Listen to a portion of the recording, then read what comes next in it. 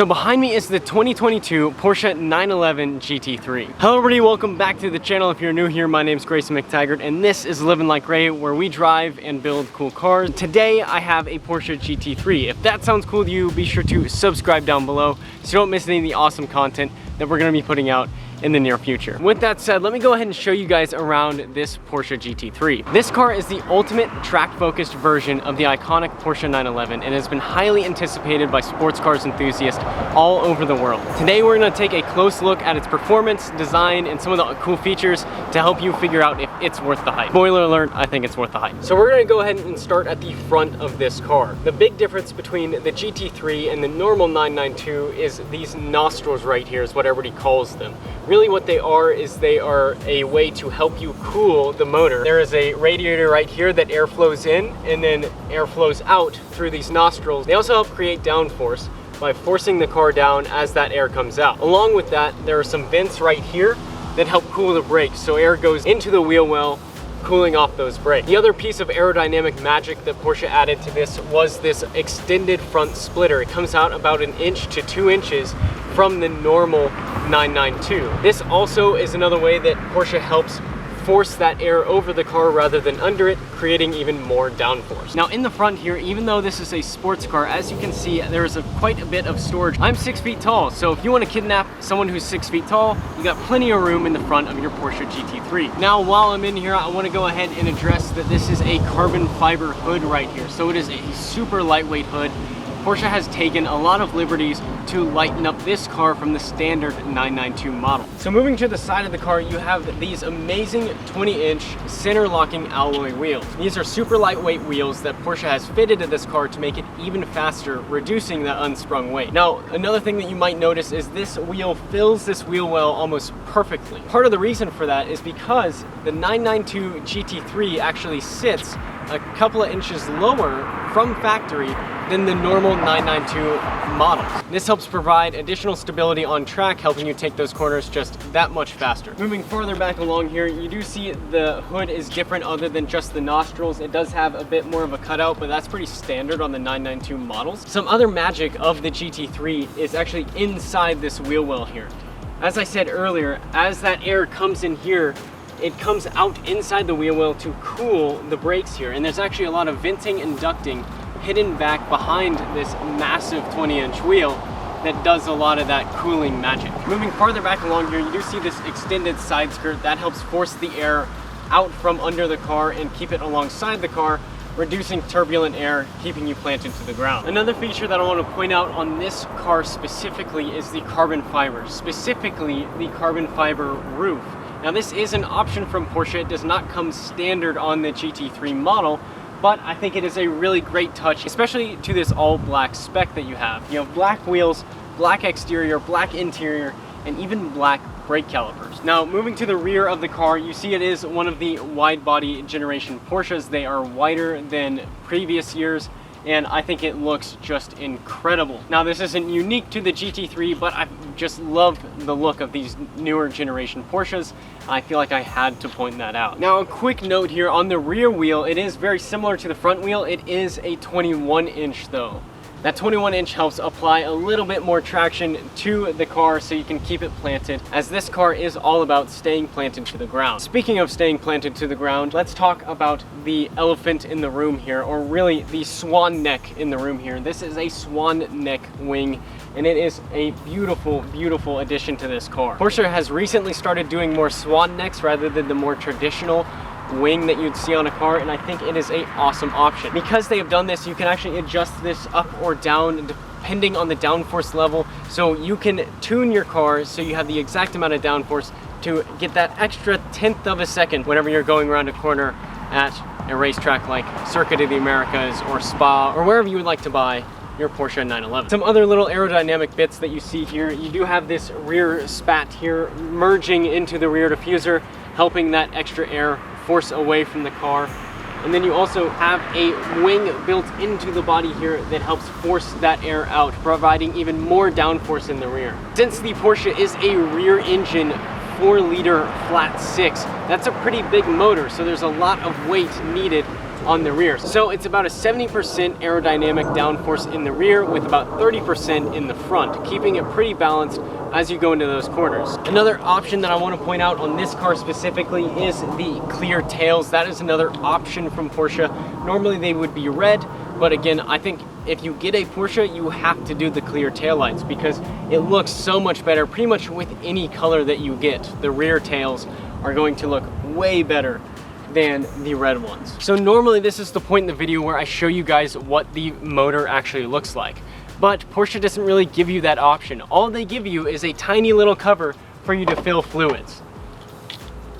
This is all you can do when opening the rear of your Porsche. I don't even know if you guys can see it. Now I kind of understand why Porsche has done that. They want to keep their engine, and they really want Porsche to work on it so you don't mess up your own car. But I really like being able to see the motor, especially when it comes to modification. So while I understand why they did it, I wish they would have given us a little bit more control over the car that we buy. Moving to the interior, the GT3 is all about driver engagement. All the way from the seats to the steering wheel, everything is tailored towards the driver. Now in this car, it does have the track performance seats, the bucket seats. They are carbon bucket seats featuring the GT3 branding on the headrest. With that, you have it paired with the Alcantara wheel that feels absolutely great in your hands. Now on that Alcantara steering wheel, there is paddle shifters in this one at least, and that is for the PDK transmission. Now, if anyone knows anything about the PDK, it is an absolutely fabulous transmission. It is lightning fast shifts, faster than you can even blink an eye. But lucky for us, Porsche does also offer the 911 GT3 in a manual. In fact, over half of the US market has ordered their GT3s in manuals, and the GT3 Touring only comes in a manual. So for everybody who's been begging to save the manuals out there, this might just be the car for you. Now the center console is dominated by a large screen for the infotainment system. Now some of you might like this and some of you might not, but one thing that I am so happy that they did is they retained an analog dial, or at least an analog looking dial. I love how driver focused and sport oriented that Porsche has made their cars, especially the GT3. The interior feels so sporty and so nice to sit in. Let me go and show you guys around. Inside the car here, you can see this big infotainment screen. Now it doesn't extend all the way over here like in some cars nowadays, but it is definitely extended. In here you have the beautiful handcrafted Porsche shift knob. This is very similar between the manual and the PDK. This is that automatic, so even though you're not grabbing this as much, it still feels very comfortable in the hand wrapped in Alcantara. Now this car does not have carbon fiber on the interior because it does have the option to paint match the console to the exterior. So this is a really cool spec that it has black paint matching the exterior. This thing feels like an absolute Batmobile with everything blacked out the way that it is. If you love carbon fiber, then you can get a carbon fiber option here, making it even more sporty, and who knows how much lighter you'll actually be making the car, but it will feel very cool whenever you're sitting inside of it. Inside, it is a very satisfying interior because of all of the switches and buttons and everything that you get to push, from the drive mode to even the air conditioning. It's just so satisfying to mess with. Now Porsche has a very odd sense of humor because in the GT3 they remove the rear seats because they assume you don't have any friends, but they left 2 cup holders in here for you in your track day car.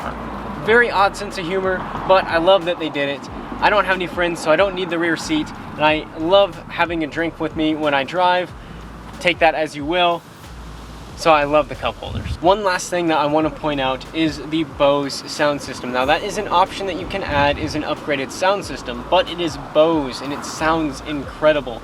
The music in here sounds great whenever you're not listening to the music of the engine out that rear exhaust. Okay, so here we are inside the Porsche GT3, and this thing is absolutely incredible. Let's go ahead and go for a drive. Now on Porsches, the key to start is actually over here on the left. The rumor here is that during World War II, Porsche didn't have enough copper or material to make the wires to go all the way to the right side, so they put them on the left, and that is actually true.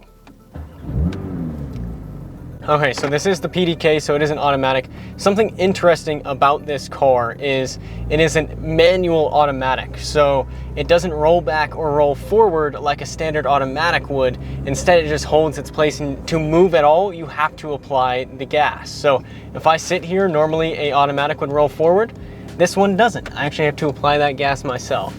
So my first initial thoughts driving this car is it's not as uncomfortable as I thought it would be. We are here in Dallas where the roads are kind of rough, and I thought this car was going to be really aggressive to drive, but it's actually fairly comfortable for what it is. Now, there are some bumps that you can see and feel, but overall it's not too bad.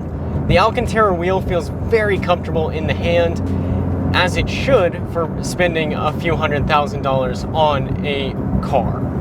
Now, the steering is very tight. It does feel like there's a lot of weight in the back, but that is what that rear wing is for. It's there to hold that weight down. Now, this is a Porsche. It is a very luxurious car, so it is very quiet in here, even though it is very sporty with that flat 6. But what I can do here is I can turn this knob right here, open up the exhaust, switch it to Sport, and it tightens things up a little bit. It gives me a little faster shifting. It gives it a little bit more of a growl, as you can hear. And you can hear that PDK just shift so fast. If I switch it to manual here,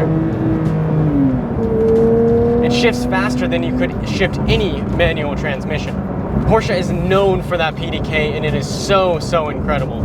The infotainment, while initially I thought I wasn't gonna like it, it actually feels appropriate for what the car is.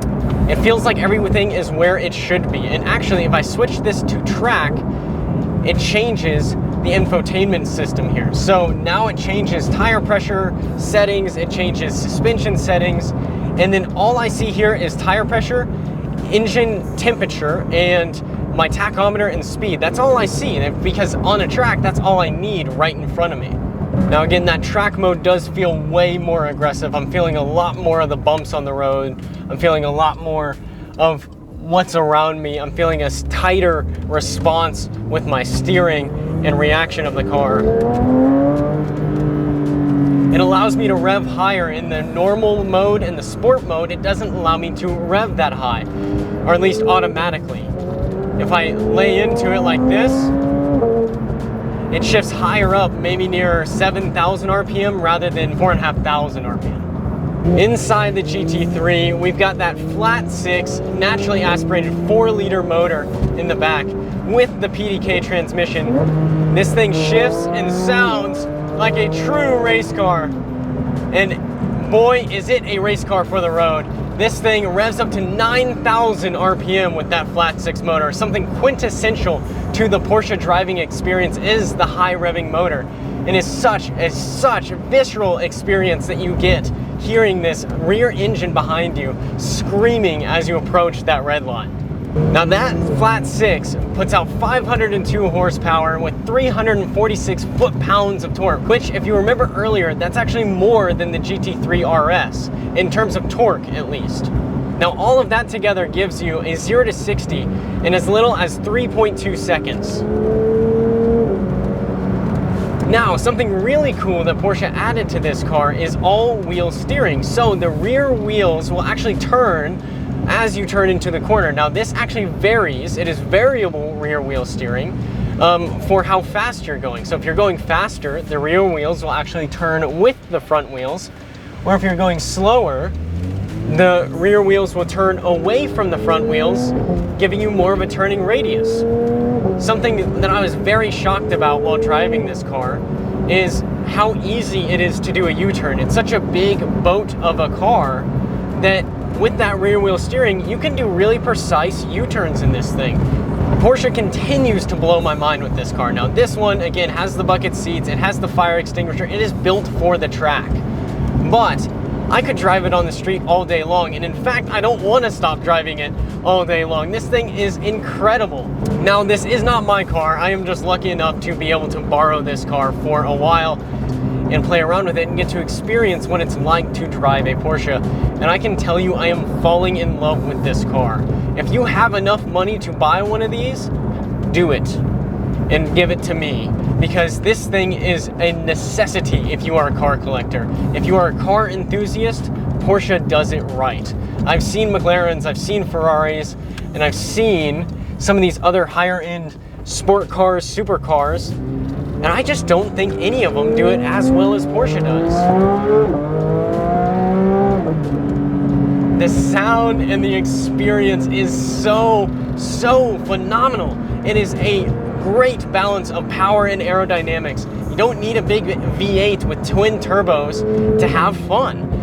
Porsche has proven that with this car and every other car that they have thrown that flat six in. One of the things that I know you guys are dying to hear about is launch control. Yes, the GT3 does have launch control, and I think it's time to show you guys what that's like.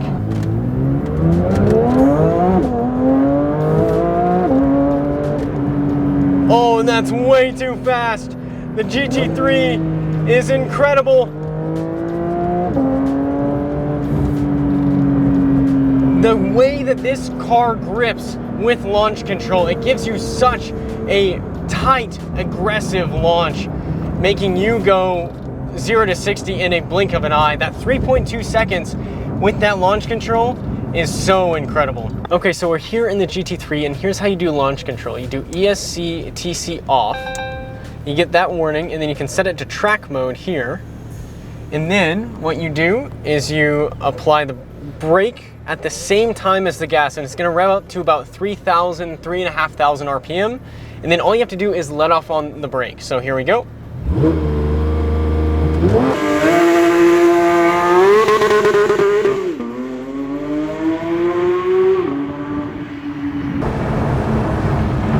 Okay, so we got a little bit of wheel spin there, but it gripped up pretty quick, especially because I let up on the gas because I thought I screwed up. But as soon as it gripped up, it launched very, very quickly. You do need warm tires for that. If you don't do it with warm tires, it will slip.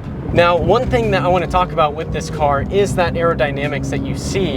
And in my rear view mirror whenever I look up to it, there's a massive rear wing. So that's not very practical, but if you look in the side view mirrors, it looks so, so cool. You get to see the rear wing end plate, and it is a sight to see. It makes me want to check my mirrors more. My old driving instructor said I'd never checked my mirrors enough. I think in order to fix that problem, I just need to buy a GT3. I've said this already, this is more of a track-focused car, but this could really be used as your daily driver, and boy, would it be a great one. The amount of looks that you get while driving this car, it's subtle enough, but once people start to see the big wing, the aero, they start to catch their eye a little bit, but it's comfortable enough, and it has the front trunk. It has a flat six rather than a big V8 or a V10 or a V12 that guzzles a bunch of gas. And it allows you to get great miles per gallon in a comfortable feeling. If you are looking for your next daily driver supercar, this is the car for you. Now, as much as I wish I could drive this all day because it is such a fun car, I do have to give it back at some point. Let's go ahead and pull over so I can give you my final thoughts on the Porsche 911 GT3. So should you buy a 2022 Porsche 911 GT3? Well, that depends. If you're an enthusiast who values performance, handling, and driver engagement, absolutely, this car is the car for you. However, if you want something a little more comfortable yet fast, you might want to look at some of the other Porsche models, like maybe the Turbo or the standard 911. This car is an absolute masterpiece of engineering and design, and it delivers an experience that is truly unforgettable, and it actually makes me want to go buy a Porsche right now. However, with the prices the way that they are, it is actually cheaper to buy a new one and wait 6 months than it is to buy this car right here used right now. If you go into the Porsche dealership at the time of filming this video, you can pick up a GT3 for probably around $230,000 to $270,000 depending on how it's spec'd, but you could order a brand new one for about $215,000. The only stipulation with that is you have to wait a few months to get it in from Porsche. Now, do with that what you will. Personally, I would order a brand new one and wait, but I can understand why someone would need to have this car right now, because once you drive it, you can't go back. It is a very dangerous feeling, especially for your wallet, because once you drive it, you have to have it. Anyway, that's pretty much gonna do it for this video. If you like this video, please leave a like down below and leave a comment on what you wanna see next. If you like the Porsche, please let me know, because I love Porsches and I really wanna do more Porsche stuff. And if you have a Porsche that you want me to come drive, I can do it. If I have to, I will. Anyways, thank you guys so much for watching. I'll see you next time. Bye.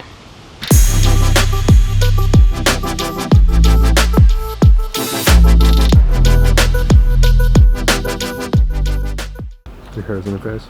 Thank you. Still, got a little bit. You think I'd be able to see it, but no, it's worse. Is it worse? Yeah.